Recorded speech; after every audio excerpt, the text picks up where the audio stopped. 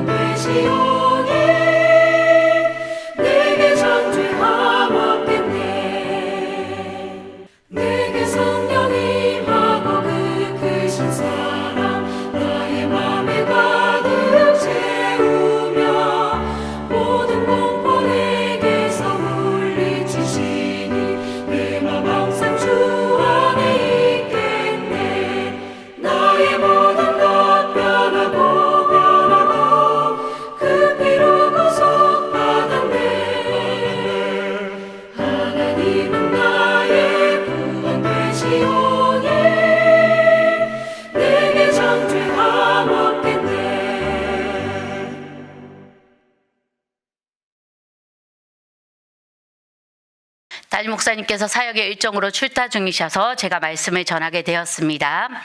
오늘 보실 하나님의 말씀은 마태복음 2장입니다. 신약성경 마태복음 2장 1절에서 12절까지 말씀입니다.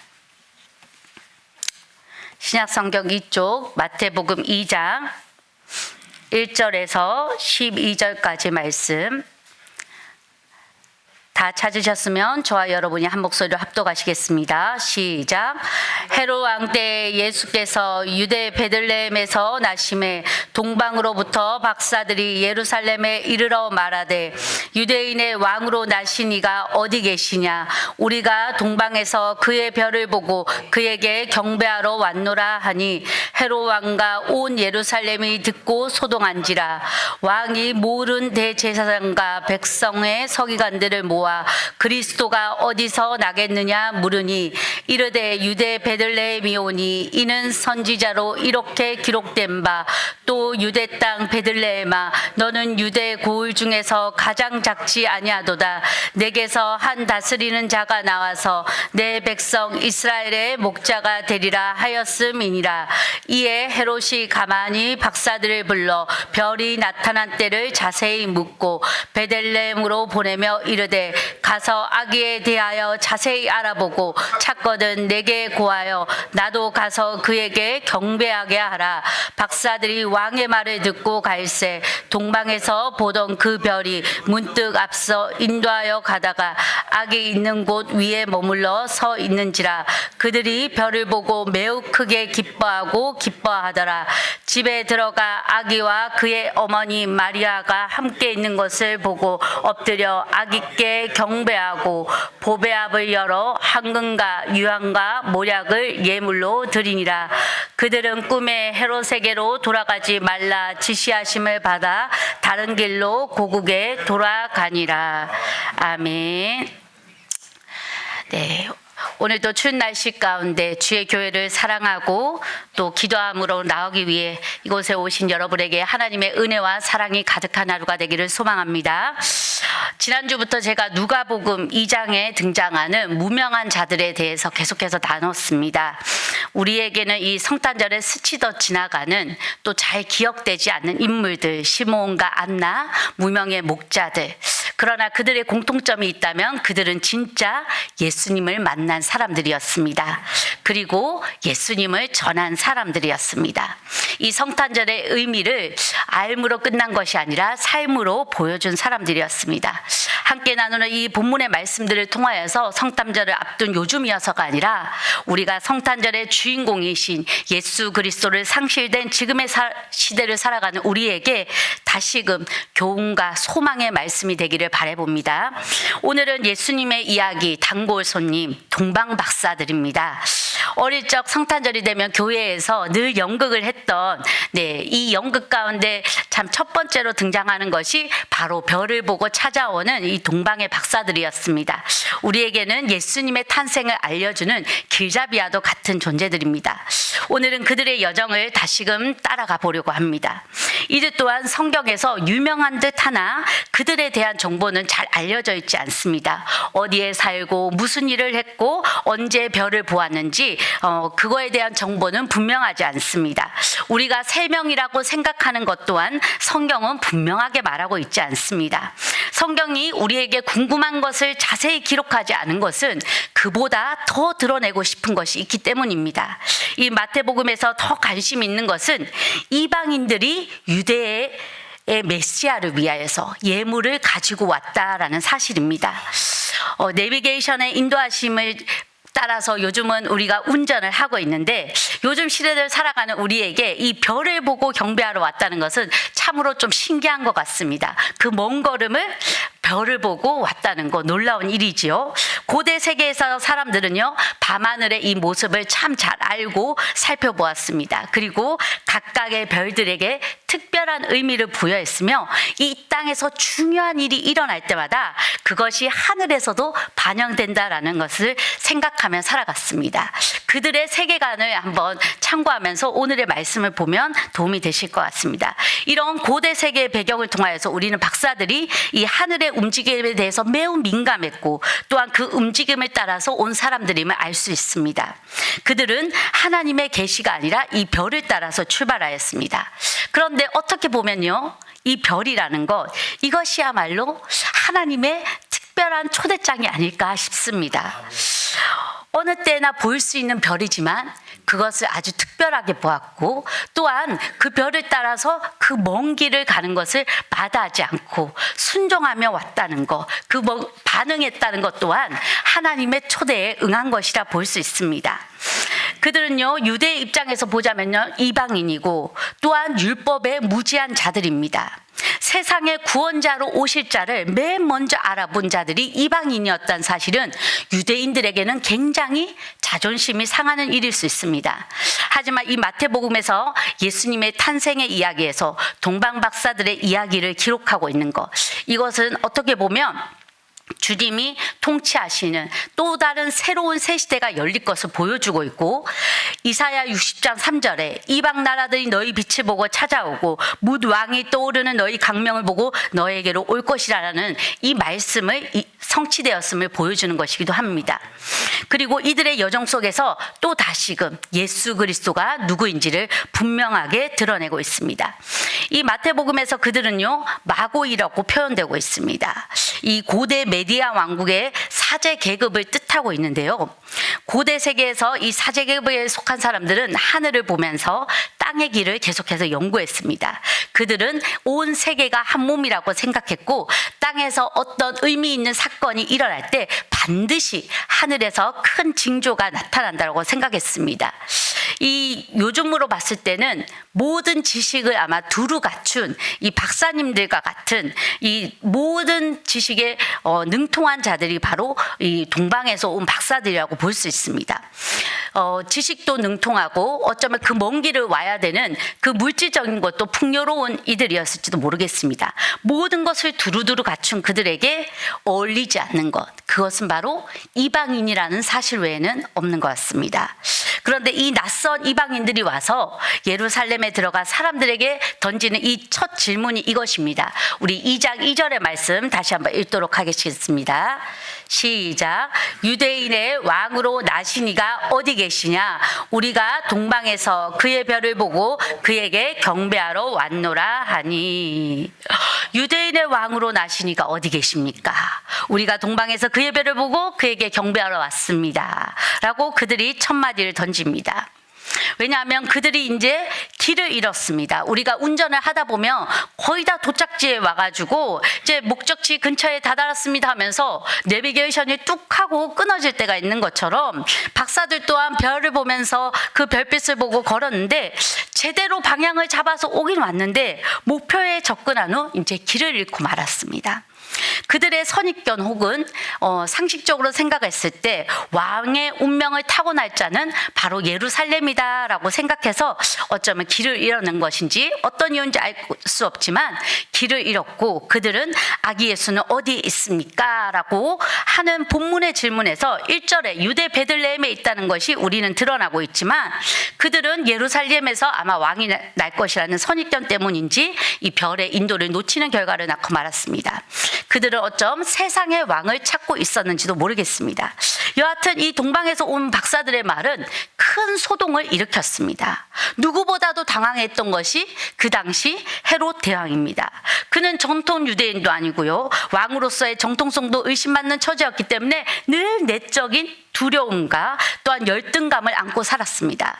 그렇기 때문에 치열하게 권력에 이 집착했던 것, 그것 또한도 그의 열등감 때문이었을지도 모르겠습니다. 이 자기 권력에 해가 된다면 아내도 죽이고 아들도 죽이는 그였습니다. 그는 유대인의 왕이라는 이 말에 민감했습니다.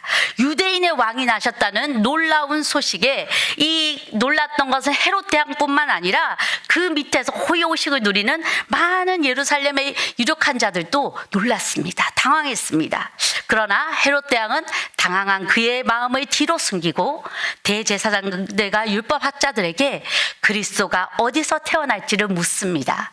그리고 그들은 문헌에 대한 전문가들답게 미가 예언자의 글을 이용하면서 베들레헴이라고 알려주지요.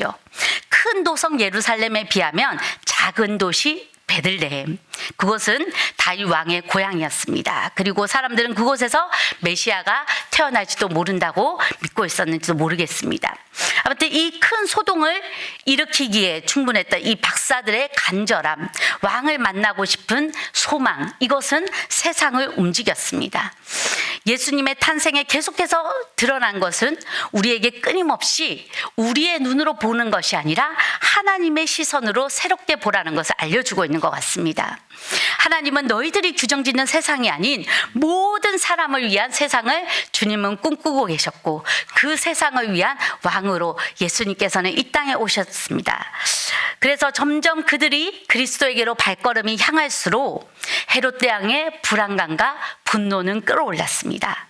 헤롯 대왕은 박사들에게 베들레헴에 가보라고 말합니다. 우리 8절의 말씀 함께 읽어보도록 하겠습니다. 시작. 베들레헴으로 보내며 이르되 가서 아기에 대하여 자세히 알아보고 찾거든 내게 구하여 나도 가서 그에게 경배하게 하라. 가서 그 아이를 샅샅이 찾아보십시오. 찾거든 나에게 좀 꼭 알려주십시오. 나도 가서 그에게 경배할 생각입니다. 라고 말합니다. 이 샅샅이 한번 찾아보라. 정말 이 말이 소름 돋게 합니다. 이 덧붙인 말이 정중하게 나도 그에게 가서 경배하겠다라고 말하지만 우리는 이 말에 숨겨진 의도를 알고 있지요. 이 베들레헴은 메시아가 오신 땅이지만 그 때문에 그 땅은 유혈의 땅이 되었습니다. 성경은 헤롯이 군대를 보내서 2살 미만의 아이들을 모두 죽였다라고 말합니다. 두려움에 사로잡힌 권력은 이처럼 잔인했습니다. 하지만 동방 박사들은 아직 그러한 조짐을 눈치채지 못하였고 헤롯에게 이용당하고 있습니다. 그들은 다시 나타난 이 별빛의 인도함을 따라서 마침내 자신들의 목적지에 다다랐습니다. 우리가 앞서 보았던 무명의 목자들, 또한 동방 박사들, 이들은 극명한 차이를 나타내는 것 같습니다. 무명의 목자들은 참 하대받는 존재들이었고, 동방의 박사들은 하려고 부유한 사람들 같지만 그들의 신분과 상황에 상관없이 그들의 공통점이 하나 있다면 무엇입니까? 그리스도를 발견한 사람들이라는 것입니다. 그런데 이 그리스도를 발견할 때 또 하나의 공통점이 있다면 목자들은 사랑하는 양떼를 버려둬야 됐고, 동방의 박사들은 자신들의 모든 삶을 내려놓은 채 별빛을 따라와야 했습니다. 그리스도를 따라간다는 것은 자신들의 모든 것을 소유한 채 가는 것이 아니라 내 것을 내려놓고 주님의 방향 따라 가는 삶인 줄 믿습니다. 그들은 그것을 삶으로 보여줬습니다. 그리고 그렇게 믿음의 길을 가다 보면요, 때로는 우리가 장애물 같은 것을 만나게 되죠. 바로 오늘 믿음의 여정에 장애물이 존재했습니다. 그것은 바로 헤롯 왕이었죠. 이 성경에서 보면 계속 선과 악의 이 대립을 보여주고 있습니다. 그리고 성경에서는 그 결국 승리가 무엇인지를 분명하게 나타냅니다.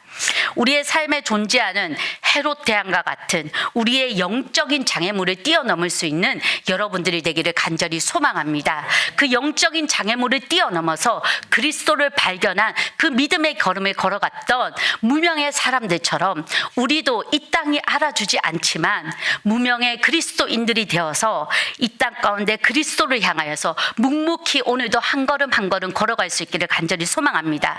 그들을 인도하던 별은 이제 아기 예수 위에 이르러서 멈추었습니다. 지금껏 인도했던 그 별보다도 더욱더 빛나는 그 별이 아기 예수 그들을 만나게 했습니다.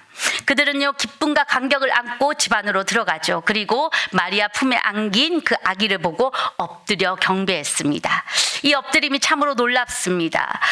누구보다도 이 아이들보다 오래 살았고 지혜도 많고 지식도 풍부한 이 동방의 박사들이 아기에게 절을 합니다.